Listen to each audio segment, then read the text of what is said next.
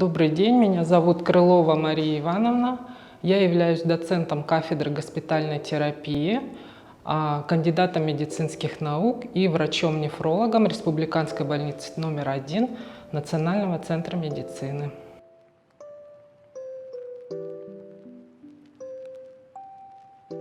Заболевания почек, они занимают 8-е место среди всех неинфекционных заболеваний в мире. Но эта цифра значительно увеличивается в связи с тем, что причинами заболевания почек являются такие очень распространенные на сегодняшний день заболевания, как сахарный диабет и сердечно-сосудистые заболевания. По возрастному составу судить сложно. Если мы говорим о первичных заболеваниях, то это, как правило, более, скажем, молодой возраст.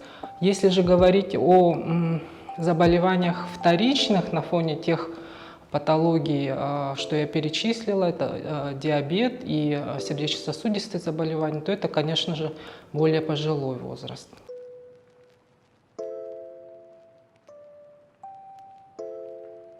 Известно, что образ жизни пагубно влияет на организм в целом, и, естественно, почки не становятся исключением. Вредные привычки, как курение, ожирение, скажем, малоподвижный образ жизни, конечно, они могут способствовать, допустим, раннему появлению заболеваний почек, либо прогрессированию.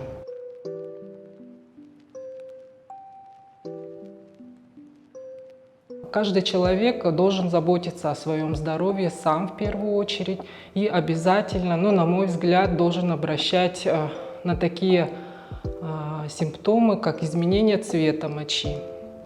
Мы все знаем, что она должна быть светло-желтого, такого соломенного цвета.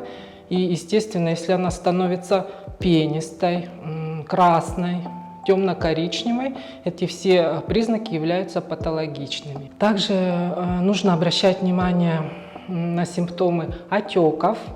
Это могут быть конечности или лицо. Любые изменения, которые кажутся, допустим, не нормой в повседневной жизни. Например, какая-то температура, скажем так, субфебрильная, порядка 36,8-37, без видимых инфекционных заболеваний.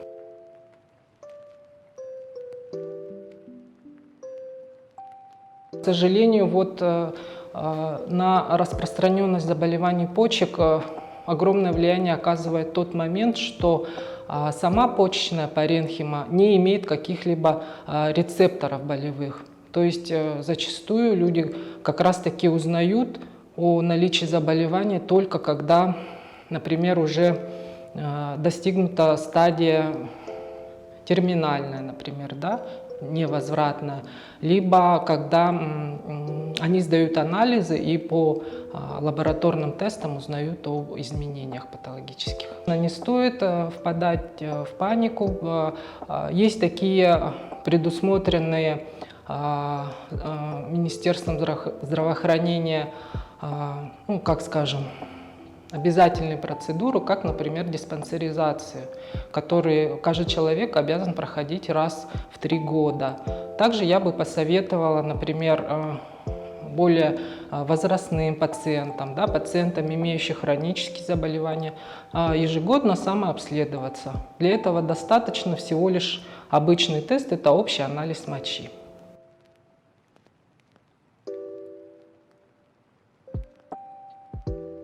Почечная функция, если мы говорим об этом, она может восстанавливаться в случае острого повреждения. То есть это временное, такое кратковременное патологическое влияние на почки. И в этом случае мы говорим об острой почечной недостаточности. Почки могут восстановиться.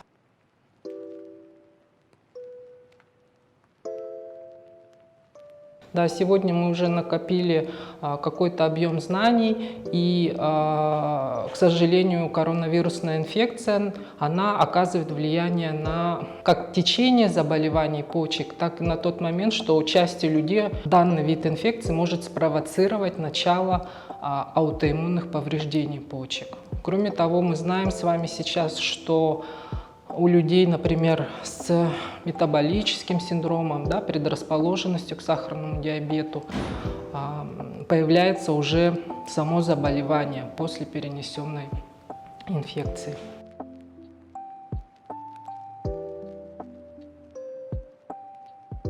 Если есть хроническая почечная недостаточность, обязательно вакцинация показана, кроме тех лиц, которые имеют аллергические реакции.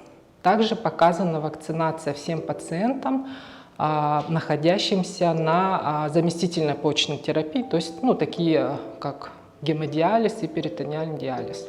На почки вакцинация не окажет никакого отрицательного влияния. Если говорить о пациентах, которые, например, имеют такие заболевания, как хронический гломерулонефрит, это аутоиммунная патология, у пациентов с трансплантацией почки, то в отношении вакцинации абсолютных противопоказаний также нет.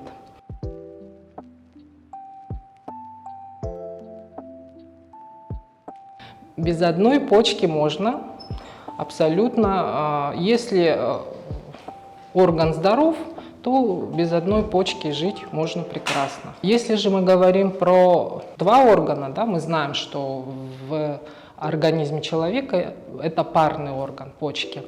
В случае болезни, да, отказа почки, предоставляется медицинская услуга лечения заместительными видами терапии.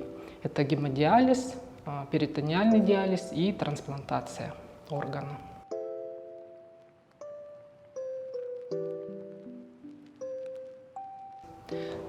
Скажем так, специальных каких-то продуктов не существует, но я бы хотела сказать, что любое здоровое питание, да, умеренность в пище, естественно, отказ от искусственной пищи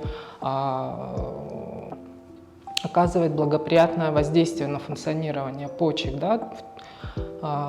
Я бы даже, наверное, наоборот предостерегла пациентов, имеющих предрасположенность, да, к заболеванию почек, использовать какие-либо непроверенные БАДы, травы и любые подобные препараты в связи с тем, что 80% примерно этих веществ метаболизируется именно в почках, то есть с мочой. Соответственно, если там будет какой-то, скажем так, патологический препарат, то это окажет негативное влияние на работу почек.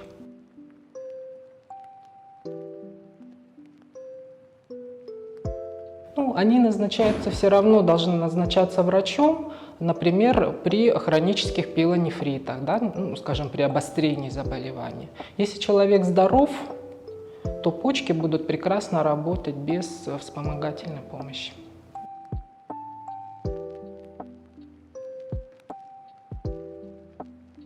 Вообще этот год Российским диализным обществом объявлен под девизом «Здоровые почки для всех».